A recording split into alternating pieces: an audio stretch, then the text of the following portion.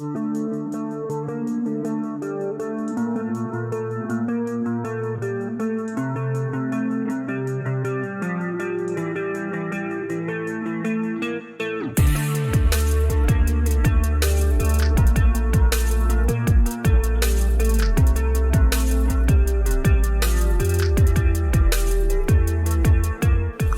how are you doing? I just wanted to check on you with the next draft, the second draft of the Boros Taxes deck, which is following up on the Brew series.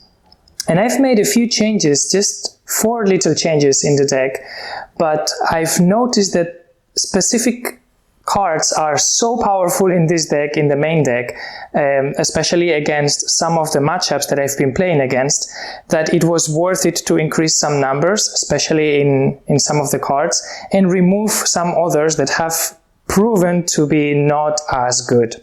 So anyway, I'm also using a new camera. I hope that the quality can be already perceived as much better, but regardless of that, let's see which changes have happened already to this deck.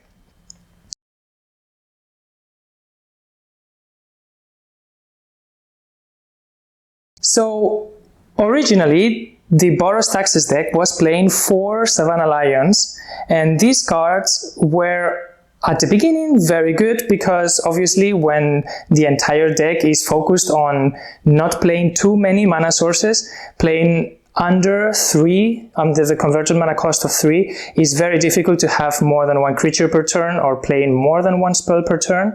But obviously the Savannah Lions were giving us the edge in this case, because we could play some card of converted mana cost 2, like for example destroying an artifact or an enchantment, maybe Schwartz the Plowshares on a creature, something similar, and then at the same time we could cast Savannah Lions. The problem with this was that the power level of the Savannah Lions against any other usual suspect was just not enough. They were most of the time, like when the battlefield was completely empty, it was very good to have some Savannah Lions, but otherwise, as soon as a Mizra's Factory would show up in the opposing battlefield or any other creature whatsoever, I found myself having the creature, like having the Savannah Lions without being able to attack. So what I concluded is that it would be nice to put away the 4 Savannah Lions and replace them for something that has proven already to be very useful.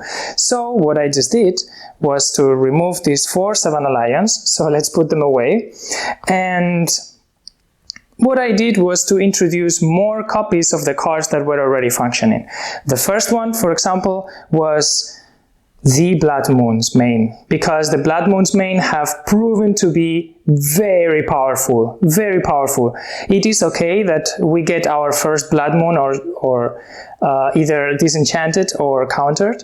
That's totally fine, because our plan is to basically spam them, and having a 3rd copy of them, it's basically great, because you find it more often, and sometimes the opponents cannot react to this, and that gives us the edge. So we got an extra copy of Blood Moon in the main deck. We also got an extra copy of Winter Orb. Again, the main reason for this is that the strategy of this deck is to smother the opponent's decks that are very hungry on using a lot of mana or very greedy, picking lands that are non-basic lands. So yes, the 3rd copy of the Winter Orb has proven to be also very useful. We don't need to play it constantly, but even in cases where it also affects us, being able to untap 1 land when we can operate with 2 lands most of the time, it is so much better, like as in terms of symmetry, than having an opponent that wants to use 4 or 6 mana every turn and they just cannot cope with it. We keep the same number of relic barriers on, because we don't seem to need more, so it leaves us 2 extra copies that we can use with something else. And in this case I decided to pick White Knights, 2 extra White Knights, because the original version of this deck, the original draft, had 2 white knights. In this case, we're going to increase it up to 4 because the first strike has proven to be much more useful than what I expected. Many of the creatures that I had to fight against were Mishra's Factory on attacking mode, for example, and having a white knight defending with first strike proves to be very useful. And against other matchups, the possibility to just stall Juice and Jeans or completely own the mono-black matchup is really important. But more important than this, the Abyss. These guys are immune to the Abyss because it cannot target them. And so at least we can get to keep 1 creature. So the motto of this deck is that every single creature should be extremely annoying. Well, there you go. White Knights are extremely annoying for those decks who base the strategy on having the Abyss. These guys are not going to care about that. And the first strike mostly gives them an advantage in certain situations that the Savannah Lions cannot just cope with. So that's pretty much it. This is the second draft of the deck, and I have already been playing with it. I hope to upload some of the games that we have been playing already so that you can see how this deck is performing.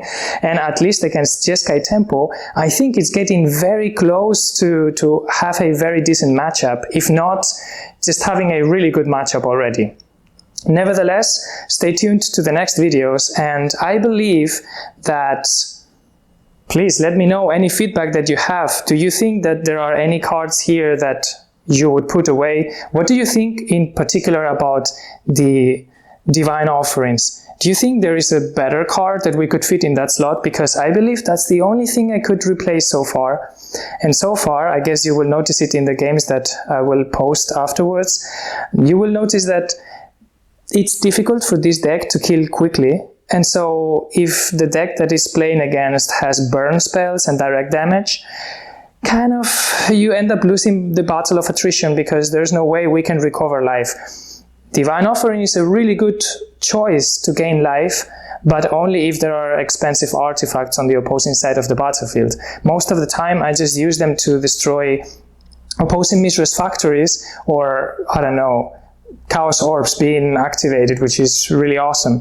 But otherwise, there's not too much life gain. I'm considering maybe I could replace 1 or 2 of these just with Ivory Towers. These would increase even more the hate of this deck, or let's say the lack of appetite when you would play against this deck, because it really constrains. It starts becoming a prison deck, and it really feels like this when one plays against it. So let me know your thoughts. I still have no idea about the sideboard because I first have to crystallize the main deck, but this is as far as it goes. So let me know your thoughts about it. Thank you very much, and yeah, see you in the next one.